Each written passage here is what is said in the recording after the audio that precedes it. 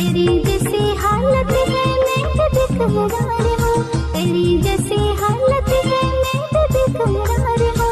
क्या करूँ ओ सनम मैं तो मजबूर हूँ, क्या करूँ ओ सनम मैं तो मजबूर हूँ।